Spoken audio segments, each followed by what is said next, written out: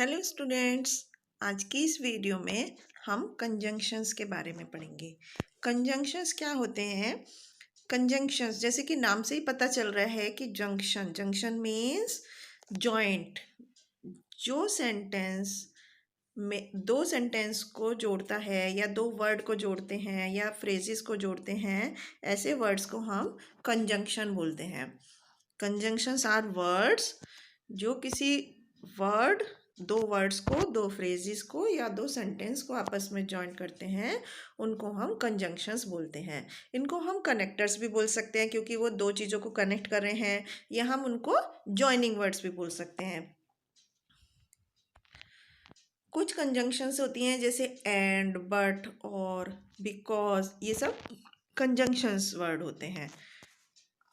अब हम इनके कुछ एग्जाम्पल्स देखते हैं। जैसे I can't move because I will not well, तो यहाँ पर बिकॉज जो है वो कंजंक्शन के जैसे यूज हुआ है। यहाँ पर दो सेंटेंस को ज्वाइन किया है। सीमा एंड रेखा आर सिस्टर्स, तो यहाँ पर एंड जो है वो कंजंक्शन वर्ड है क्योंकि उसने दो वर्ड सीमा और रेखा को ज्वाइन किया है। तो इस तरह से सेंटेंस में या वर्ड्स में हम कंजंक्शन का यूज़ करते हैं। अब कंजंक्शंस जो होती हैं वो दो तरह की होती हैं, coordinating conjunctions and subordinating conjunctions. अब हम आगे उसके बारे में पढ़ेंगे। सबसे पहले हम सेंटेंस में कुछ कंजंक्शंस को अंडरलाइन करते हैं।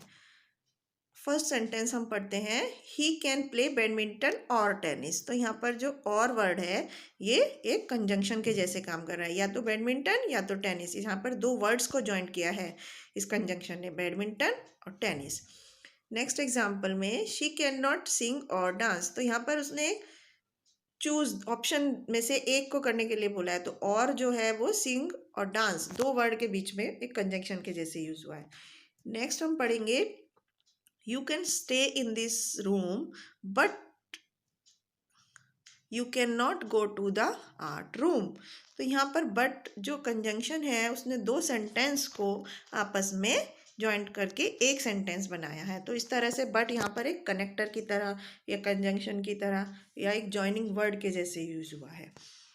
नेक्स्ट हम पढ़ते हैं कंजंक्शंस के टाइप। कंजंक्शंस जो होते हैं वो दो तरह के होते हैं बच्चों। एक होता है कोऑर्डिनेटिंग कंजंक्शन, दूसरा होता है सबऑर्डिनेटिंग कंजंक्शन। तो सबसे पहले हम कोऑर्डिनेटिंग कंजंक्शंस के बारे में पढ़ेंगे। कोऑर्डिनेटिंग कंजंक्शंस क्या होते हैं?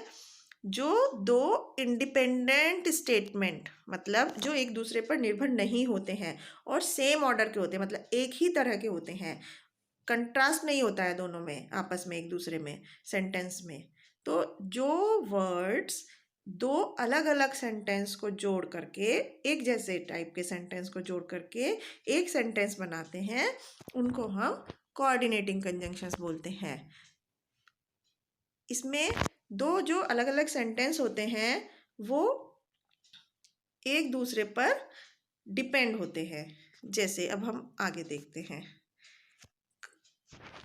जो कोऑर्डिनेटिंग कंजंक्शन है वो कई तरह की होती हैं, जैसे and, both, and, as well as, no less than, not only. तो ये जो होती है कुछ वर्ड्स का ग्रुप होता है जो क्यूमुलेटिव कंजंक्शन है। क्यूमुलेटिव मतलब इकट्ठा होना। तो जब एक या एक से ज़्यादा वर्ड यूज़ होते हैं कंजंक्शन के जैसे, उनको हम क्यूमुलेटिव कंजंक्शन बोलते हैं। और ये कंजंक्शंस कब यूज़ होती हैं?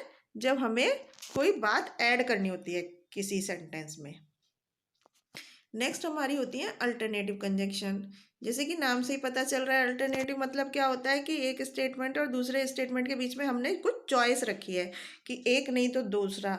जब हमारे पास चॉइस हमें दिखानी होती है किसी दो सेंटेंस के बीच में, तब हम इन कंजंक्शंस का यूज़ करते हैं। इनके वर्ड्स हैं ईदर और, नीदर नॉर, और, अदरवाइज।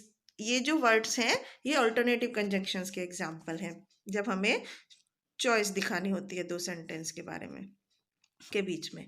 नेक्स्ट हमारा है एडवर्सेटिव कंजंक्शंस। एडवर्सेटिव मतलब जब दो सेंटेंस आपस में एक दूसरे का उल्टा मीनिंग रख रहे होते हैं, मतलब एक सेंटेंस का मीनिंग और दूसरे सेंटेंस का मीनिंग एक दूसरे से कंट्रास्ट होता है, अपोजिट होता है, तब हम इस तरह की कंजंक्शन का यूज करते हैं एडवर्सेटिव कंजंक्शन।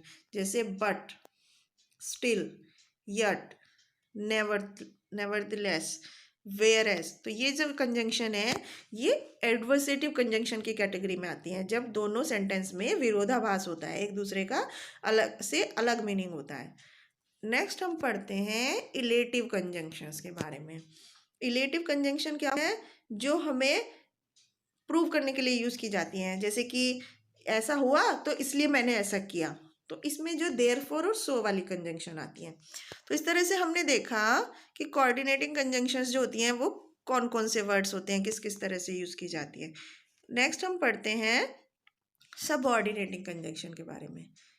सबऑर्डिनेटिंग कंजंक्शन क्या होती हैं? जब दो स्टेटमेंट को जॉइन किया जाता है, वो सेंटेंस आपस में एक दूसरे पर डिपेंडेंट होते हैं। एक सेंटेंस दूसरे सेंटेंस पर जिसमें डिपेंड होता है और उसके बीच में हम कंजंक्शन यूज़ करनी होती है, उनको हम सबऑर्डिनेट कंजंक्शन बोलते हैं।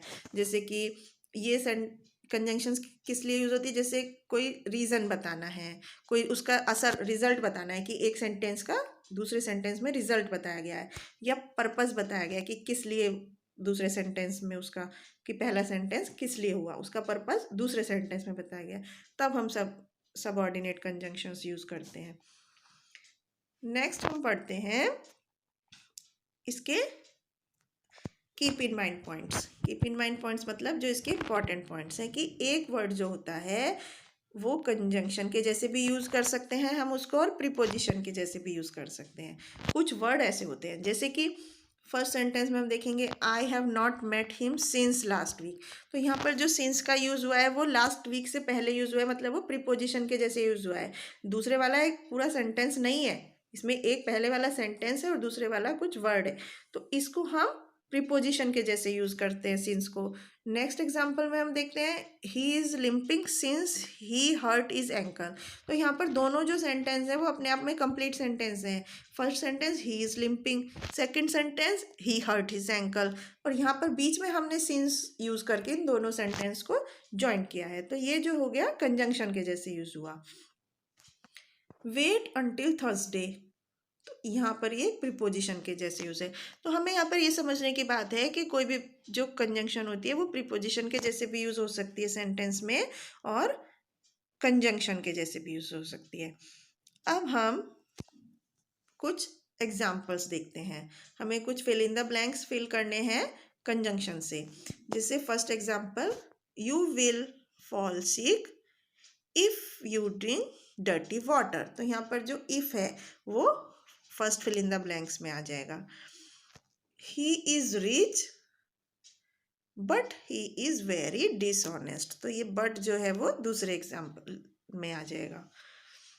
इस तरह से हम अलग अलग सेंटेंस में जगह देखकर अपनी प्रीपोजिशन का सिलेक्शन करते हैं कि किस कहाँ पर कौन सी प्रीपोजिशंस आएगी, कंजंक्शन आएगी।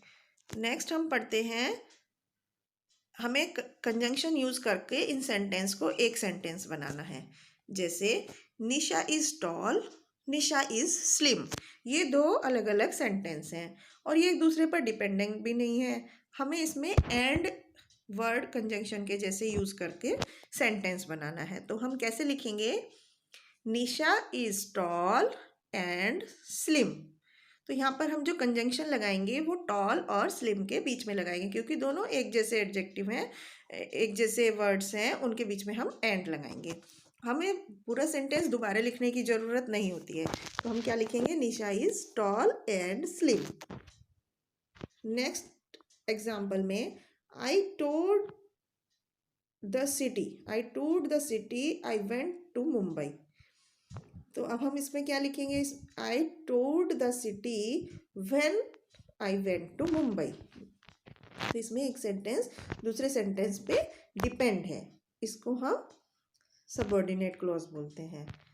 इस तरह से हम सेंटेंस में अपने कंजंक्शंस का यूज़ करते हैं।